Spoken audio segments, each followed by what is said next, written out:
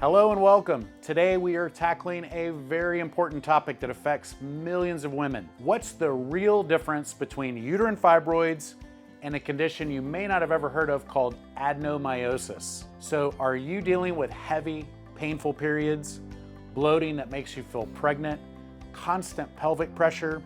You are definitely not alone. These symptoms are incredibly common, but figuring out the cause can be really confusing sometimes. So uterine fibroids and adenomyosis are two very common conditions, but they often get mixed up even by physicians. Why is this? Because their symptoms can be almost identical. So just how common are these conditions? Studies show that uterine fibroids can affect up to 80% of women by the time they reach 50. Now, this doesn't mean that all of these women have symptoms, but roughly about half of women with fibroids are typically symptomatic. The percentage of women with adenomyosis is actually a little harder to pin down, as it's often diagnosed after a hysterectomy. Estimates suggest that it might affect between 20 and 35%, or possibly even more. The risk is even higher for women in their 40s and 50s, but the condition usually starts in the early 30s. The confusion matters because getting the right diagnosis is crucial for finding the right treatment. So in this video today, we'll break down what each condition is, why they're so often confused, the key differences to look for, and most importantly, discuss treatment options, including minimally invasive, non-surgical solutions that can treat both adenomyosis and uterine fibroids. So let's start with fibroids. In simple terms, fibroids are non-cancerous growths made of muscle and fibrous tissue that develop in or on the wall of the uterus. Think of these fibroids as distinct, often well-defined lumps. A woman might have just a single fibroid, or sometimes many fibroids develop within the uterus.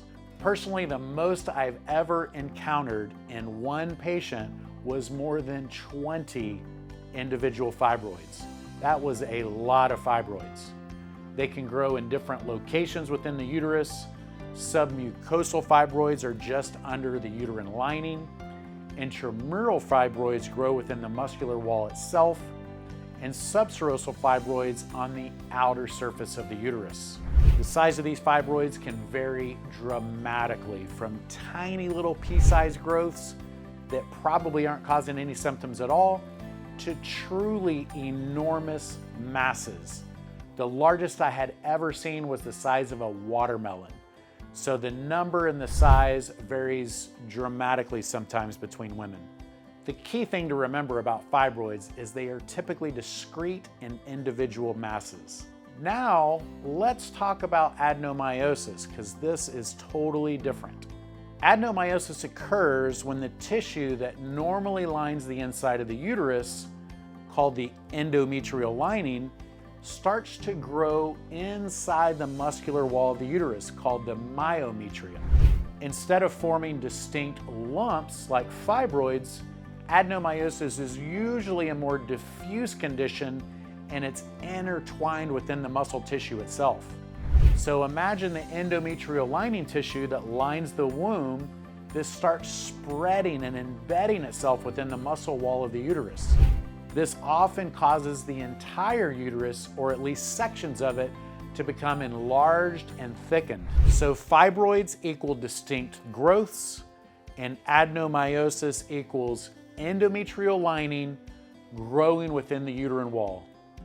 Okay, so if they're different, why all the confusion? There are three main reasons for this. Number one, almost identical symptoms. This is the biggest culprit. Heavy bleeding, severe cramps, pelvic pain, bloating, prolonged menstrual bleeding, irregular periods, and of course pelvic pressure.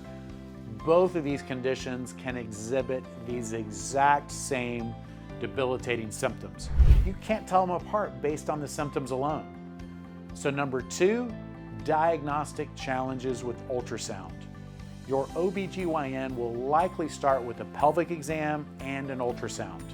Ultrasound is a valuable first step, but it has its limitations in differentiating these two conditions. Sometimes the diffuse thickening or the small cystic changes within the uterine wall caused by the adenomyosis can be misinterpreted on ultrasound as small, tiny little fibroids. So we see women every month in our practice who were told they had small fibroids based on the ultrasound, but with the closer look under MRI, it revealed that they actually had adenomyosis and they didn't have fibroids at all. So number 3, the hysterectomy factor in definitive diagnosis. So traditionally, the only way to definitively diagnose adenomyosis was through pathology. So examining the uterine tissue after a hysterectomy. Because hysterectomy removes the entire uterus and therefore cures both conditions, and because differentiating them precisely can be challenging with ultrasound, sometimes the push for advanced imaging like MRI, it doesn't ever really happen. So this is especially true if hysterectomy is already being considered as the primary treatment option by your OBGYN, most likely the only treatment option. This is probably sounding familiar to a lot of you women. Most women only get a confirmed adenomyosis diagnosis after the uterus has already been removed. So while symptoms overlap heavily, there are some potential clues and hallmark differences. Now let's think again about the nature of the problem. Remember, discrete lump for fibroids versus a diffuse spread for adenomyosis. The mass effect symptoms are more common with fibroids because fibroids are, again, distinct masses, especially when they're large. They can literally physically press on surrounding organs like your bladder or your colon. This mass effect leads to symptoms like frequent urination, difficulty emptying your bladder, and sometimes even constipation. While a severely enlarged uterus from adenomyosis can cause pressure in the pelvis, the specific bladder and bowel pressure symptoms are often more directly linked to fibroids and the location and the size of the fibroids. So hearing that a hysterectomy is your only option being recommended by your OBGYN, I'm sure this can be daunting. Hysterectomy is a major surgery. There are big risks and long recovery times. It means the end of your fertility, and most importantly, it's not the only answer. It's crucial for you to know all your treatment options before making such a permanent decision.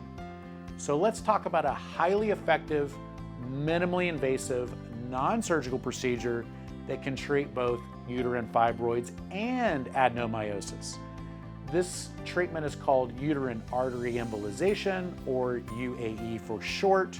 It's also sometimes called uterine fibroid embolization, or UFE, when it's specifically performed for fibroids. So how does this treatment work? This procedure is performed by a specialist called a vascular and interventional radiologist, not an OBGYN. This procedure is considered an endovascular procedure, and it's not something OBGYNs train for, which is why you won't typically ever have an OBGYN tell you about this treatment. So through a tiny puncture in the groin about the size of a pinhole, a thin, flexible tube called a catheter is guided under imaging into the artery supplying blood to the uterus. Tiny, safe little gelatin particles about the size of grains of sand are then injected. These particles flow to and block the small blood vessels feeding the fibroids or the adenomyosis tissue. By cutting off the blood supply, the abnormal tissue is starved of blood, causing it to shrink and die, leading to quick and lasting symptom relief. Now let's talk about the benefits of UAE and UFE. They're both highly effective. Studies show 80 to 85% of women with adenomyosis get significant or total relief of symptoms, and over 90% of women with fibroids get significant or total relief with less than a 5 to 10% chance of reoccurrence in a 10-year period of time. So we are talking about a lasting and highly effective treatment.